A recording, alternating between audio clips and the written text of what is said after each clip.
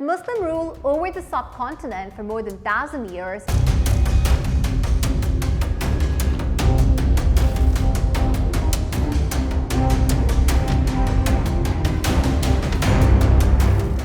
Above and beyond the headlines, like, follow and subscribe to White News. Hi, you're watching White News and I am 𝐂𝐻𝐺𝐿𝐴.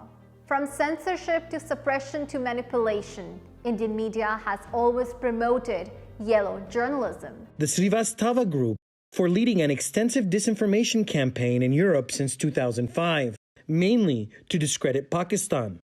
This report was compiled by EU Disinfolab, an NGO that works to uncover disinformation campaigns in Europe. But Muslim rule over the subcontinent for more than 1,000 years is such a historic chapter in the world's history. Islam found its way to India in the 7th century. However, some of the most influential and fundamental changes within the country came through the rule of the Muslim Mughal Empire, which couldn't muster up a hard-hitting denouncement even from the Brahmin-sponsored Indian media. Despite their poor efforts of portraying the Muslim rulers as brutal invaders in their biased Bollywood movies, what left off paradoxically was only the glorious Muslim rule which transformed India among the richest countries of the world. And the world started calling India a golden sparrow during that time. Ancient times, India was the land of luxury goods. We would export spices, we would export perfumes, we would export textiles. And in exchange, all Indians wanted was gold. We only wanted gold and nothing else. But remember one thing, these were same Muslims who turned India into a golden sparrow, who later created Pakistan out of frustration with extremist Hindu organizations like Rashtriya Swayam Sevak Sangh, Shuddhi Sangathan. While mentioning the plunder the British colonialism did before the partition of 1947, Shashi Tharoor, an acclaimed Indian writer and politician, has let loose some of the greatest records of development before Britishers, which made India and the subcontinent reach its zenith. India's share of the world economy when Britain arrived on its shores was 23%. By the time the British left, it was down to below 4%. Why? Simply because India had been governed for the benefit of Britain. Britain's rise for 200 years was financed by its depredations in India. India's share of global GDP was 23% under Muslim rule, which is more than America's GDP in the current era.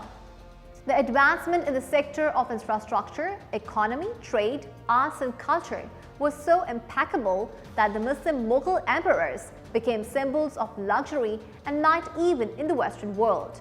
It would be no exaggeration to state that there was no art or craft useful to human life which was not practiced under Muslim rule in the subcontinent. Here the question is that why today's India is so silent about the then Muslim bureaucracy and the system of governance that brought India to this height of development.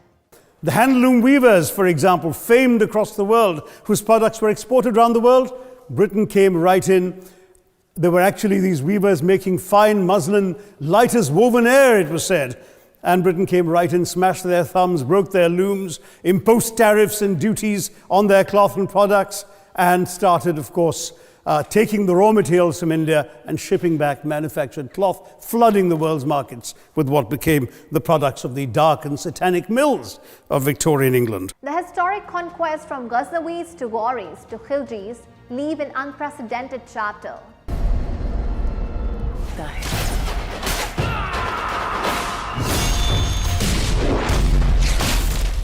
But the biggest question is that which kind of a strong system was operating, which made India stand out from the rest of the world's major economies during that time. Here, the question is that which kind of governing system was that in which mercy, tolerance and equality of all humans regardless of their caste or religion find their best manifestation. It is obvious that during the 1,000 years of Muslim rule, when the subcontinent was such a prosperous region, there were some people and some system that made the subcontinent a golden sparrow. Then there must have been an integrated system of government that brought India's economy to its peak. Meanwhile, colonialists like Robert Clive bought their rotten boroughs in England on the proceeds of their loot in India, while taking the Hindi word loot into their dictionaries as well as their habits. Busting the usual propaganda, the facts stand extremely clear that if sword had been used to convert Hindus, there wouldn't be a single Hindu left alive in India today. Hindus, Muslims and Christians coexisted in a complete spiritual harmony where not even a single incident of persecution of Hindus is recorded under Muslim rule. It's heart-wrenching to see the same India now driven under extremist 𝐒𝐥𝐬𝐸-backed Hindutva ideology doing the worst genocide of Muslims and other minorities. Under successive rulers afterwards, starting from Britishers to Hindus, the land has only seen genocide and bloodshed. Coming from a much-celebrated Hindu-Indian Shashi Tharoor, it cannot give more credibility to how India was flourishing under Muslim rule, and ironically, Hindus were most prosperous and were given access to every field of life.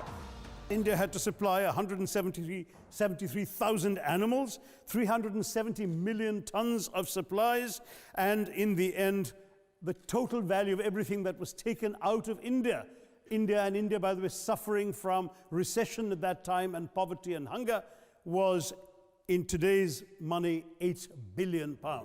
The glory, genius, advancement and equality which minorities in human life has experienced in India before desperately calls for its return to its rightful rulers, which none other than the Muslim rule can establish. The British aid to India is about 0.4% of India's GDP. The government of India actually spends more on fertilizer subsidies, which might be an appropriate metaphor for that argument. The so-called biggest secular democracy of India today has become the worst nightmare for human life. Today's India is once again calling its old Muslim rulers who made India a golden sparrow during their millennial rule.